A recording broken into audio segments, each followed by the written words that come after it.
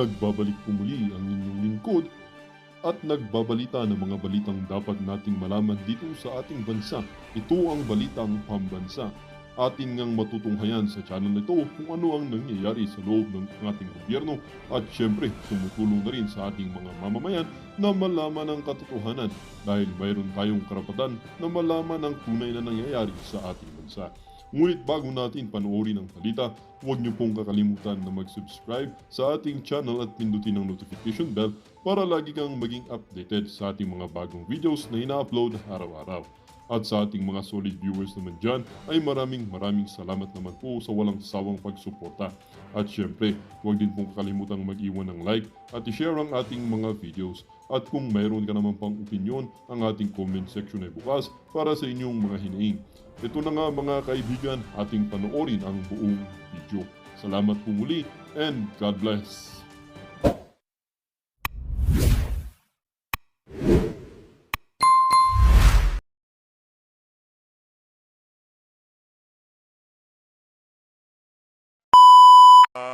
Erwin Tulfo. Mahilig ho yung mama na yan. Oh, number 1 senador.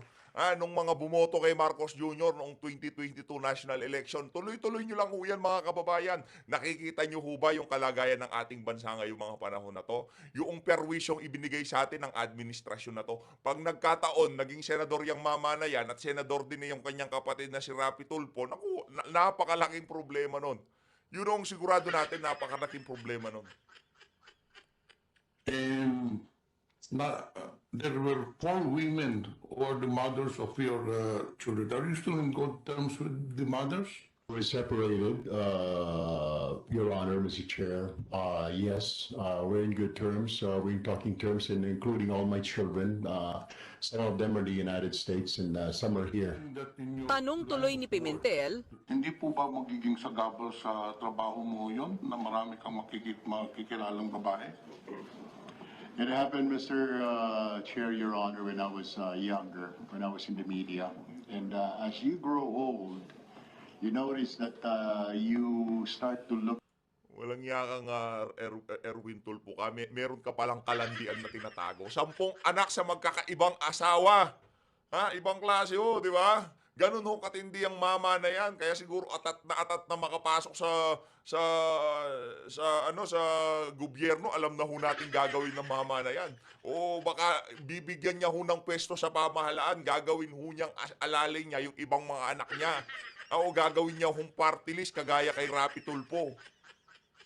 Ibang klase talaga itong mga tulpo na to. Differently in life, your perspective. naungkat din ang libel conviction ni Secretary Tulfo. Nahatulan siyang guilty sa 4 counts of libel noong nagtatrabaho pa siya bilang mamahayag. Ayon kay Sagip Party List Representative Rodante Marcoleta, posibleng manganib ang posisyon ni Tulfo dahil dyan. I was a columnist, and I write a story about the person, about the government official, actually. And I have my sources, and I was compelled by the court to divulge my sources, but I did not. So it went all the way up to the Court of Appeals and to the Supreme Court. As the Supreme Court enunciated in several cases, Mr. Chair, libel is an offense that involves moral turpitude.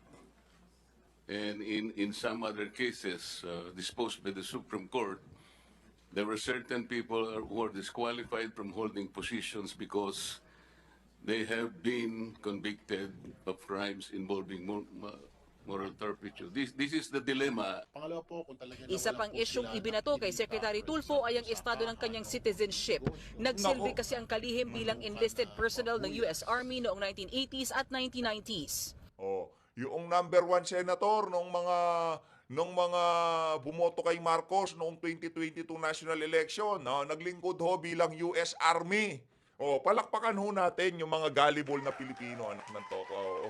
Yan ang nga ho ba sinasabi natin. Matagal na ho nating inaasahan na ayaw ho kasi natin pangunahan ng mga balita. Sa gusto ko kasi ni Tulfo, lalabas ho yung mga issue na yan. Sinasabi na ho natin doon sa ating mga naunang video, sa gusto ni Tulfo, lalabas yung kanyang mga problema, yung mga kakalantari niya, yung kanyang issue sa kanyang citizenship, kung ano ba talaga ang pakay niya sa pagtakbo niya bilang senador, kung ano nga ba ang pakay nitong mga Tulfo na to sa pagpasok nila sa politika, hindi naman ho para makatulong sa ating mga kababayan. Ano ho bang ginagawa ni Rapi Tulfo? Nagsasalita ho ba sila sa mga nangyayari ngayon sa ating bansa? Sa pagsipa ho ng mga pangunahing bilihin, matatapang lang ho yung mga yan doon sa kanilang mga programa sa radyo at telebisyon. Pero lang yan si Sir Ben Tulfo, talagang nakikipag-jumbagan yan, di ba? Nakikipagkarati yan. Yang si Ben Tulfo, matapang ho talaga yan, naniniwala tayo. Pero yang si Rapi Tulfo at yang si Erwin Tulfo, naku, wala ho tayong respeto dyan sa dalawang mama na yan. Correct me if I'm wrong, but to be an enlisted personnel in the U.S. Army, either you are a citizen by birth, meaning to say you are a U.S. citizen, or you have acquired U.S. citizenship by naturalization. Ang ilang miyembro ng Commission on Appointments tahasang tinanong ang kalihim kung tinalikuran niya ang pagiging Pilipino niya. Naging enlisted personnel ho pala kayo ng US Army. 1988 to 1992. Ang tanong ko lang ho, dinenounce niyo ho ba yung inyong Filipino citizenship? I would like to ask for an executive session on this matter. Matatanda ang noong 2017, ibinasura ng CA ang appointment ni Foreign Affairs Secretary Perfecto Yasi Jr. dahil itinanggi niya ang kanyang US citizenship. Si dating Senator Panfilo Lacson ang chairman ng CA Foreign Affairs Committee ng panahong yan. Tinanong natin siya sa hinaharap na issue ni Tulfo. Ayon kay Lacson, may legal issue na haharapin ang kalihim kung mapatunayang nag-renounce siya ng Filipino citizenship. Nako. Hindi pa umabot ng isang oras ang executive session o closed-door meeting ng CA members kasama si Secretary Tulfo. Hati daw ang pananaw ng mga miyembro ng CA kung pwede bang maging cabinet official si Tulfo kahit may libel conviction siya. Kaya manghihingi daw muna sila ng opinyon sa ilang mga eksperto kasama na ang DOJ. Dahilan din kaya pinadefer o pinagpaliban muna ang confirmation ni Secretary Tulfo. Sa hiwalay na panayam matapos ang pagdinig, inamin ni Tulfo na US citizen siya noon pero tinalikuran na raw niya ito. Sir, what is your citizenship, sir, right now?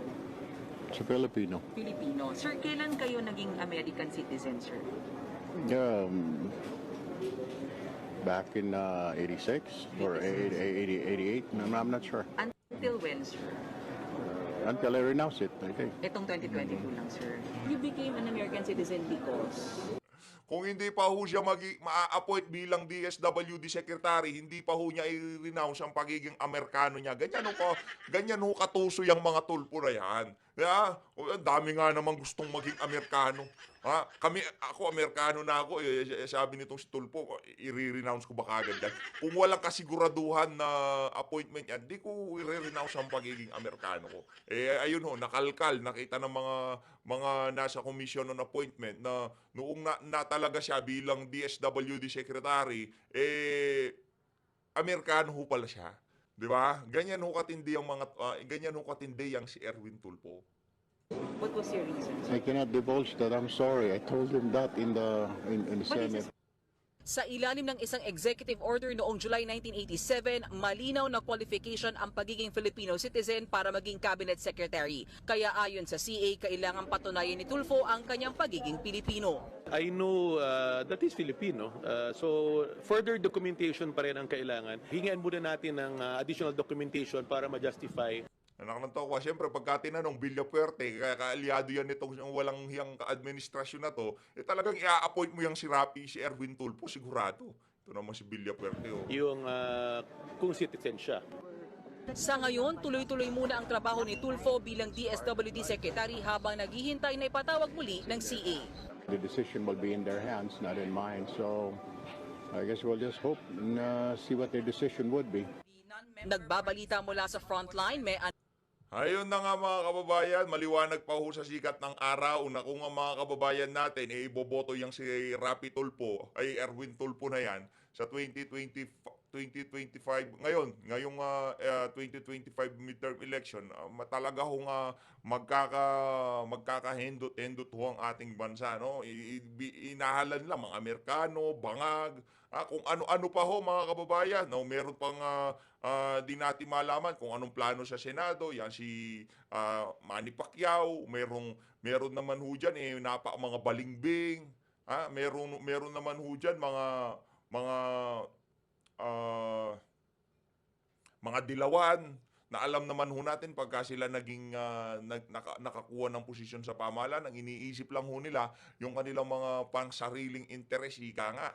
Pero kung kung mamarapatin ng mga Pilipino at pagbigyan ang request nitong si dating Pangulong Rodrigo Duterte na iboto ng straight ang senatorial slate ng PDP Laban at yung mga guest candidate ng PDP Laban, naku, yun ho talaga, meron hong maiaambag sa ating bansa at malamang sa susunod na 3 taon, yung mga perwisyong ibinigay sa atin ng administrasyon na to ni Marcos Jr. kahit papaano, maiaayos pagka ang naupo yang si Kong Marcoleta, yang si Attorney Jim Bondoc, si Pastor Apollo Kibuloy, yang si Attorney Vic Rodriguez, sino pa, yang si Senator Bato de la Rosa, Senator Christopher Bongo. Sila ho dapat talaga ang maupo sa Senado dahil sa kanila lang ho natin nakita yung tunay na malasakit sa sambayan ng Pilipino. Eto, dito tayo kay Binibining Maharlika, rekta ho tayo dito. Prada Lucio, si Sir Zodo, si Prada, matagal ko ng love yan, si Ellie, si Nanette Gonzalez, si Candelaria, at si Erwin Tulfo watching right now. Hi Erwin, how are you doing, my darling Clementine? Okay, mga kababayan. Ano ba yung sasagot natin kay Erwin? Okay, nakikita ko yung comment niyo. Okay, mga kababayan. So, inilabas natin ang issue ni Erwin Tulfo na kung saan nung siya ay pumunta sa Amerika, ay nagnakaw siya ng identity sa katauhan ni Erich Sylvester Tulfo. 'Di ba? I-recap lang natin para sa mga kapapasok lang. 'Di ba? Ang nakuha nating impormasyon base doon sa dokumento galing sa US Embassy na kung saan ni-revoke. Okay, pinakita na natin yan sa Bodyakan. Erwin, pinirmahan, di ba, yung iyong na-revoke ang iyong US passport. Ito kasi yan, Winong. Okay, balikan natin ang mga issue, mga palangga.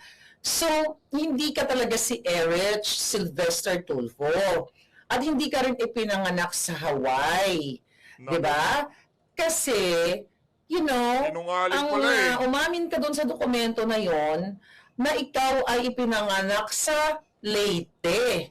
Yan ang katotohanan. So ngayon ang issue dito, mga palangga, yun nga, ang kanyang US passport ay ni-revoke nga noong 2021. So napag-usapan na natin na ni-revoke 1991, mayroon siyang US passport, 2021, nag-renew siya kasi every 10 years. 2011, nag-renew siya. 2021, na-renew niya. Then, na-revoke ng US Embassy. Alright? Diyan sa Pilipinas. Actually, hawak pa natin yung mga US passport number dito. So, hindi na lang natin syempre babanggitin pati Social Security mo.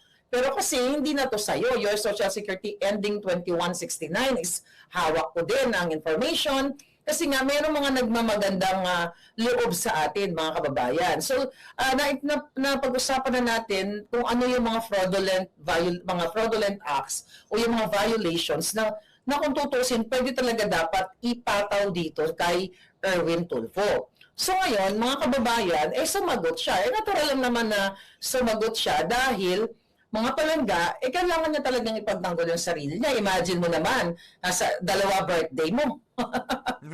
Bumi-birthday ka ng August 10, 1963, pinanganak ka sa Tacloban, bumi-birthday ka rin ng December 30, na ipinanganak ka ng 1965. So ito kasi, pinakinggan ko yung yung show ninyo with Aljo Bendio. Ito naman si Aljo Bendio, syempre, kaibigan mo yan, sul-sul yan, okay. Here's the thing, pating. Dito po, sa aking mga palangga na gusto nyong maliwanagan. Okay? Ako, ito, ngayon pa lang sinasabi ko sa inyo, hindi po ako tatakbo sa kahit anong pwesto ng gobyerno. At hindi rin po ako papasok sa pwesto kung ano pa man. Dahil nga, sinabi ko na sa inyo, I was offered pero hindi. Ngayon panindigan ko, wala akong planong tumakbo. So magjo-joke man ako sa boto niyo ako presidente, that's only a joke. But wala akong planong pumasok. Dahil sa 2028 ang papasok si Inday o baka nga maya-maya may presidente na kayong bago. Pero ito gusto kong sagutin si Erwin. Erwin, wala naman akong galit sa'yo. Wala akong personal na galit sa'yo dahil meron naman tayong pinagsamahan sa Facebook sa mga comment-comment. Naging pinupuri-puri mo pa ako noon. The same thing, may message pa tayo nung Duterte time, di ba? Dahil syempre sinusuportahan natin si Pangulong Duterte. Walang problema doon. I'm not supposed to, hindi kasi porket magkaibigan tayo, hindi ko na lang to, I'm not claiming na magkaibigan tayo, na nag-uusap tayo. Yung mga comment lang, oh, you look so gorgeous, chucho, mga ganyan. Alam niyo ng mga followers ko. So, eto pa, napag-alaman ko kasi, Winong, na kaya hindi ka in-appoint ni Pangulong Duterte dahil sa issue mo na identity theft. Okay? Yun yung issue. Pero napanood ko kasi, sabi ni Rene Bondoc, Erwin Tulfo is a threat to national security. Sabi niya. Pero kasi mga kapalangga, nag-uusap sila ni Aljo Bendijo. I will try my best na bait-baitan ngayon. Kinukwento mo kasi, umaapila ka sa puso ng taong bayan. Ito na naman pinapaikot na naman kayo ni Tulfo at iba, we're just talking about Erich Sylvester. Ang kinukwento mo naggaling ka sa mahirap na pamilya, yung tatay mo is nasa military, di ba? Parang alam ko nga, ang yabang yun noon, ang tatay ni from military, you're this, you're that. Walang problema yon. Kinukwento mo na 10 kayong magkakapatid, na ang pinapaaral mo na, ang priority mo na si Montulfo. Na-meet ko yan nung college days ako. Na-interview ko yan. Na-post ko nga yung picture na yan ni Montulfo before. When I was like, I'm still bubbly.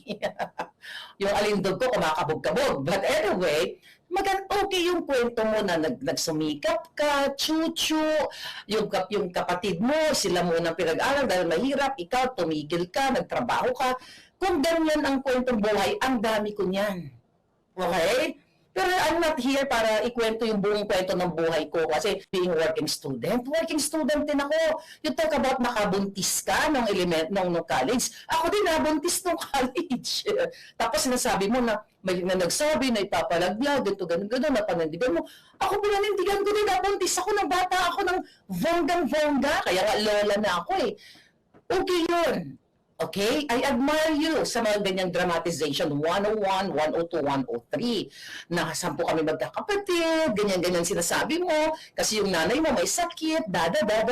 Kasi ang title ng vlog ninyo or ng show ninyo is, eto na, magsasalita ka na. Ang issue dito, Erwin, hindi about yung naranasan mong kahirapan. Tapos, nag-aral ka sa UE, ganyan-ganyan. Hindi tayo naging matanda ka pala sa akin. Diba? Halos pareho tayong alam mo yung mga OFW, halos pareho naman ang kwento ng buhay yan na, nakahirapan, nag-aaral, chuchu, hanggang sa isang araw, di ba, nakabuntis ka nga ng iyong jowa, pinanindigan mo sa Pampanga, chuchu, hanggang sa ang hirap ng buhay, naisip mo mag-Saudi, dahil na-admire ka doon sa mga malalaking ginto na mga Saudi boy or Saudi girl, noong unang panahon, 80s, ganyan, di ba? Pumila ka sa sa OWA, sa POA, or di ba, pumila daw siya para mag-apply, hindi siya natuloy sa Saudi, then kinontak na yung kamag-anak, yung kamag-anak mo dito sa Amerika, sa San Francisco. That's good. Lahat tayo gusto naman talagang makaahon sa kahirapan. Then you talk about your life here in America, na nagtulak ka ng mga pushcart para magkapera, ikaw ay naging janitor, naging casino, nagtrabaho ka sa casino, nagtatrabaho ka sa araw, sa gabi, Then kinukwento mo, masama ba? Sabi mo, na kasalanan ba yun? Na gusto mo lang pakainin yung mga anak mo? Gusto mo lang supportan? Ay, jutang ginimes. Lahat ng OFW, ganyan ang kwento. Ganyan din ang kwento ko. Pareho tayo ng kwento, yun na lang, hindi ako nag-TNT. But I'm not the bida here, you are the bida. Okay? Nakwento yan, alam ninyo yan mga palangga. Kwento ka na ganito, nagkukuha ka ng cut. Siyempre nga naman, yung mga tao, yung mga, well, I will not address you nga, because I want to educate you. Kaya lumulubog ang Pilipinas, lumulubog ang buhay ninyo dahil sa mga ganitong klaseng politiko. Kinuwento mo na ganito, ganyan, ang hirap kasi kailangan mo magpadala ng pera, nabuntis yung asawa, mga ganyan. Kasalanan ba kasi wala kang nagawang krimen? Fraud, identity theft, ay fraud yan. Kasalanan yan. Sinabi ko na sa iyo, based dun sa article, what do you call it, sa mga batas na sinight natin in the last few days ago, kahit ng 250 years pwede ka makulong. Ang issue, Erwin, hindi sa pagiging TNT. Marami akong mga kakilalang TNT. And I don't judge them. Kasi pareho tayo ng punto na kailangan mabuhay ng tao. Kaya galit na galit ako kay Romualdez, Babes Romualdez, nung nanalo si Lolo Trump ko, na sinasabi niya, umuwi na kayo mga Pilipino. Umuwi na kayo kasi papadeport na kayo ni Trump. Remember that, Palangga? Dahil naniniwala ako na hindi, yung mga nag-TTNT, whether Pilipino or ano man ang lahi mo, you want to stay kasi wala kang babalikan sa Pilipinas. Kasi mahirap ang buhay, wala kang babalikan sa Romania, sa Italia, kasi iba-ibang lahi dito eh. But the point, Erwin, sa mga follower ni Erwin Tulfo, ito kasi tadyutahan at nililin lang tayo. Nag-fast forward sa kwento niya. Hindi mo sinagot paano mo ninakaw ang identity ni Sylvester Stallone. No, ni Rich Sylvester. Yun eh. Paano mo ninakaw yung identity niya? Paano ka Kung nagnanakaw ho ng identity, itong si Erwin Tulfo, pagka ho kaya naupo na siya bilang senador, ano ho kayang nanakawin ng mama na yan? No? Mahirap po eh. Mahirap pong bigyan ng pagkakataon yung mga Tulfo na yan. No? Dahil pagka nagkataon, 2 Tulfo o 3 Tulfo sa Senado, napakalakas na pwersa ho ng mga kababayan.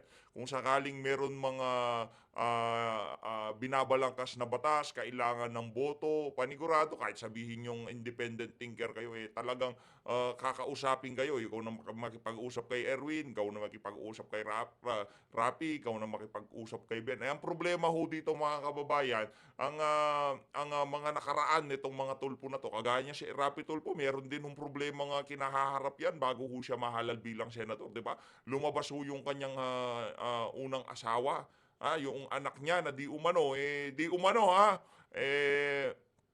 meron ho siyang problema doon sa kanyang anak na yon at doon sa kanyang dating asawa. At ito naman si Erwin Tulfo, pag nanakaw naman di umano ng identity ang kanyang inaatupag sa mga nakalipas na buhay niya. Kaya naman, para doon sa mga senador na mga Pilipinong kinukonsidera na maging senador itong si Erwin Tulfo, naku, wag ho mga kababayan. Kapasok doon sa military na sinasabi. Kasi nag-fast forward ka na eh. Sa kinuwento mo muna, paghihirap. Tapos, may mga pagkakataon na nag-uusap kayo mga Pilipino na, may trabaho ba dyan? Ganun din ako, mga hitaan. Di ba? Alam mo yung story ko, yung mga palangga ko, mga ganyan. Nagbubudol kay, ginagago mo yung Pilipino. Hindi na tanga tong mga palangga ko. Kaya yung mga palangga dito, gumising kayo. Ang problema sa iyo, Erwin, naging gahaman ka. Naging greedy ka. Kung hindi ka nag-ambisyon, hindi ka naman nabuking noong panahon ni Duterte. Kasi hindi ka binigyan ng pwesto. Dahil alam ng Duterte administration na Amerikano ka. Kasi 2021 lang ni-revoke ng US government ang iyong pasaporte. Ang question doon, wala pa yung problema doon, Erwin, na nagtrabaho ko, kaluoy man si Erwin, $5 per hour, dahil TNT, $3 na lang. Ganun din ako. I was a student, di ba?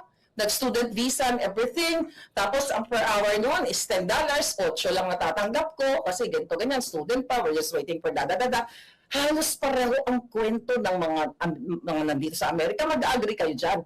Ang issue dito ay hindi TNT. Ang issue dito yung identity theft, ang pagnanakaw mo based on that documents na pinresent ko na, sino si Sylvester, si Erich Sylvester. Okay na yung TNT na nakakuha ka ng papel mo dahil later on nakapag-asawa ka, wala tayong issue dyan. O later on meron palang nag-sponsor sa'yo na kumpanya o ganyan, wala tayong problema dyan. Kumbaga, ang ginagawa ho nitong si Erwin Tulfo, ilinilis ho niya yung tunay na issue dito. Ang tunay na issue dito, magnanakaw ng identity itong si Erwin Tulfo. Pinanganak ka sa Leyte, tapos pinanganak ka sa Hawaii. Alin ba sa dalawa? Alin ba sa dalawa, Erwin Tulfo? Ipaliwanag mo sa amin kung alin sa dalawa. Saan ka ba talaga pinanganak?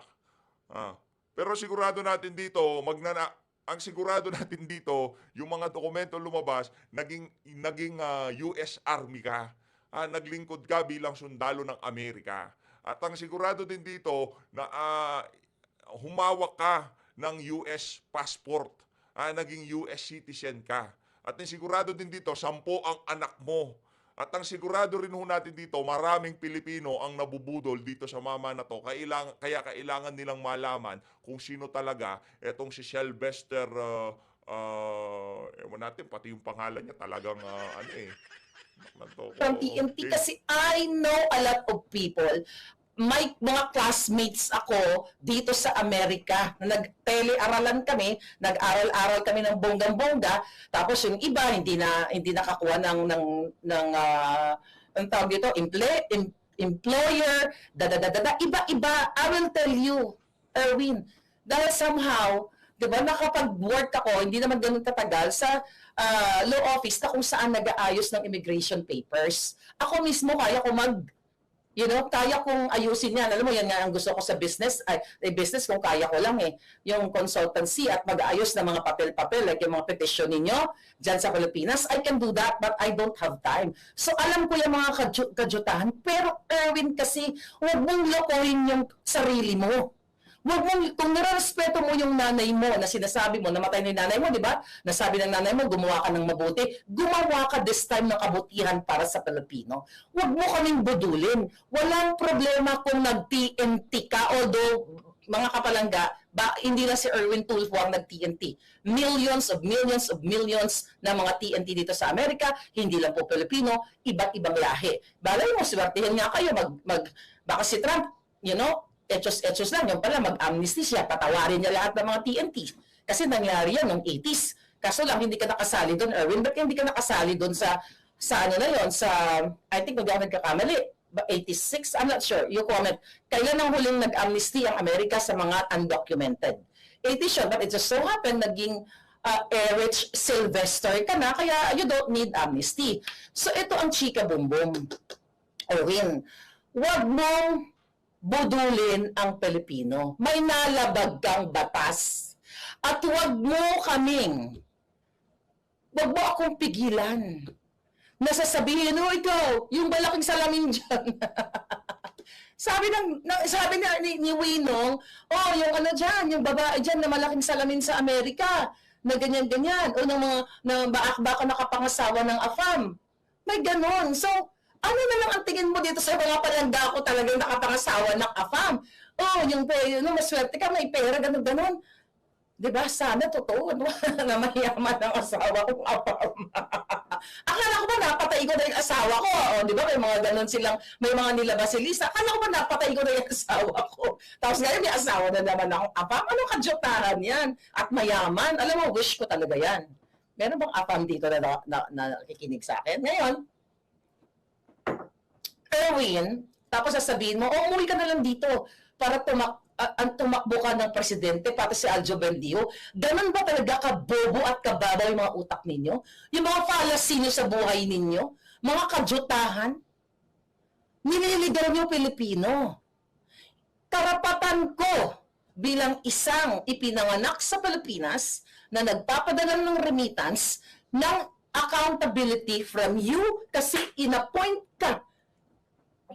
Ginawa ka ni Tambaluslos na congressman at sweldado ka ng bayan. Mga kababayan, yung nagpapalo kay Erwin, na kesyo sinisiraan lang namin siya, may mga binanggit pa siyang, I think na, sino yung ibig niya sabihin, na reporter, na taga Davao? Was it Sino yon? But anyway, dapat na wag na lang daw tayo mag-comment.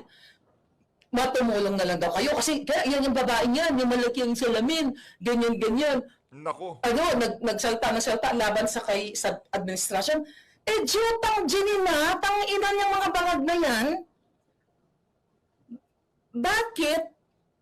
Okay, sino to? Dali, tingnan natin. Okay, sandali lang. Dali, mukhang baka may incoming tayo, baka baka importante. Dali palangga. Baka importante i-touch.